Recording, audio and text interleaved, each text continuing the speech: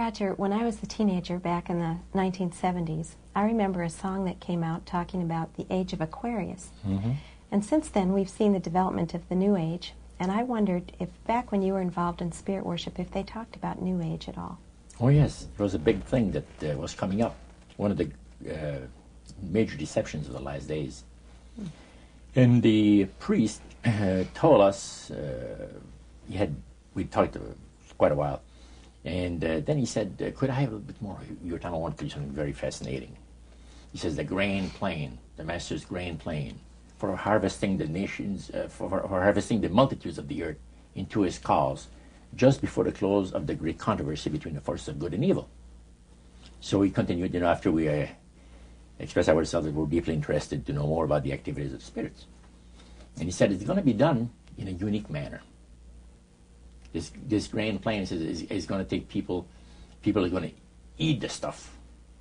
Because it says spirits, demon spirits, will declare themselves to be inhabitants of far distant planets in the galaxies that are coming to warn the inhabitants of planet Earth of the impending destruction of the planet unless something seriously proper is done to avoid it. And he went on saying that they will claim to have out-of-body experiences. Are you familiar with out-of-body experiences? I've read about that. In other words, projection.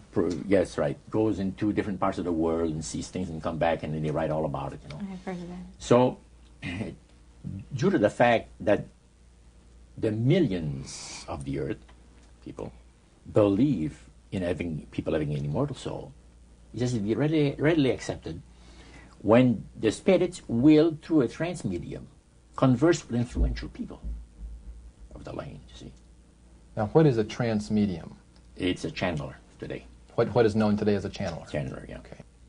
Okay. Shirley MacLaine's experience of getting involved with spiritism and with the supposed inhabitants of far distant planets in the galaxies, I taped the whole thing. It's 3 hours. And you were hearing the fulfillment of Exactly. what this high priest had said 45 years ago. Yeah, exactly.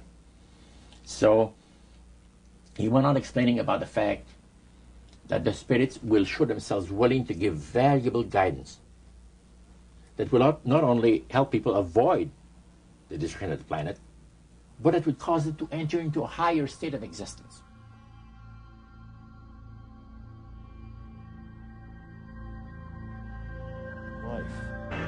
Dr. Pierre Guérin, an eminent scientist associated with the French National Council for Scientific Research, concludes that UFO behavior is more akin to magic than to physics as we know it, and that modern UFOnauts and the demons of past days are probably identical. The word demon in Greek comes from the root meaning knowledge or intelligence, implying that demons have access to knowledge and information denied to ordinary mortals. After what happened to me, the communion experiences, I decided that that might be a good idea to accept the idea of the devil just in case that's what I saw. If you look closely at the life of the world, you see the workings of evil in the world.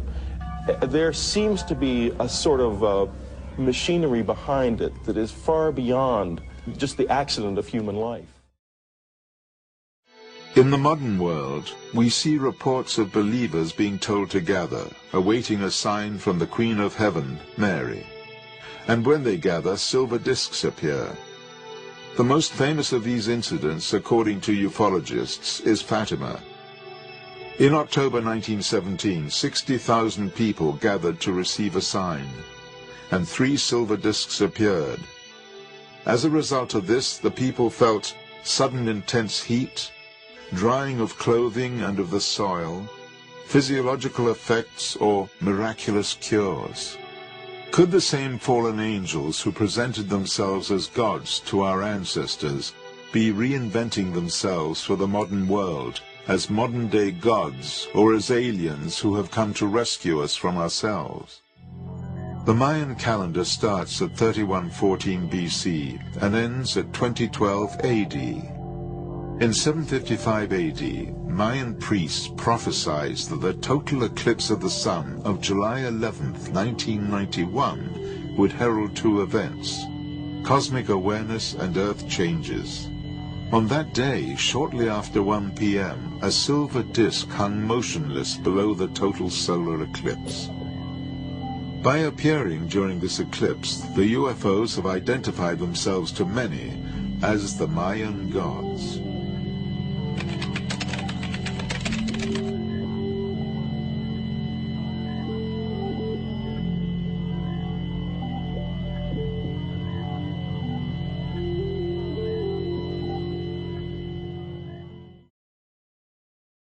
And once again, our search for clues in our quest for the alternative technology, supposedly responsible for the German UFOs which would appear later, led us back to Vienna, to the year 1917. 4 men and a woman met here in the Viennese cafe Schopenhauer. Their subject was the coming of the New Age. They spoke of secret revelations, the spear of destiny, the magical violet black stone. They discussed the possibility of making transmedial contact with the ancient Germanic and Babylonian deities, Ishtar, Ostara, and Isais, and of communicating with distant worlds, not only on this side, but also on the other. It is quite likely that this coffeehouse meeting witnessed the birth of the secret Thule Society, which in turn later spawned the German National Socialist Party, the SS, Black Sun, and the Friel Society, which in its turn gave a foundation to the occult activities of the Third Reich and the new comprehensive technology, and the beginning of German UFOs. What was the secret behind it all? The invincible source of power for them was the Black Sun, an infinite beam of light which, although invisible to the human eye, was nevertheless there and very real. Just as the bright daylight sun can illuminate the exterior, so the dark sun can light up the soul of man. It illuminates the divine light. To this very day, the occult philosophy of the Third Reich is veiled under a thick cloud of mystery and secrecy.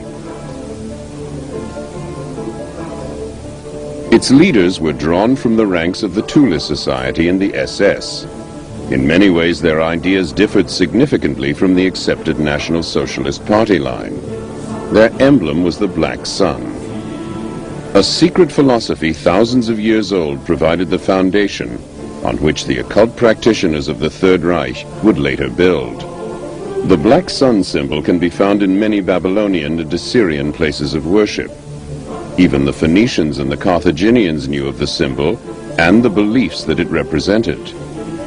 The Babylonian and Assyrian civilizations often depicted the Black Sun, the Godhead's inner light, in the form of a cross. Assyrian kings wore an insignia which in no way differed from the one more commonly known as the German Knight's Cross. We have no way of knowing just what exactly was going on in the minds of the occultists of the Third Reich, and to what mysterious ends their ideas would lead them. Perhaps they believed in the ancient prophecy of the New Babylon, which would rise again in some unspecified centrally located country when the third Sargon would return. The secret knowledge and the prophecies which the Knights Templar had brought back with them from the Orient had been slumbering for centuries, waiting for the time of fulfillment to approach.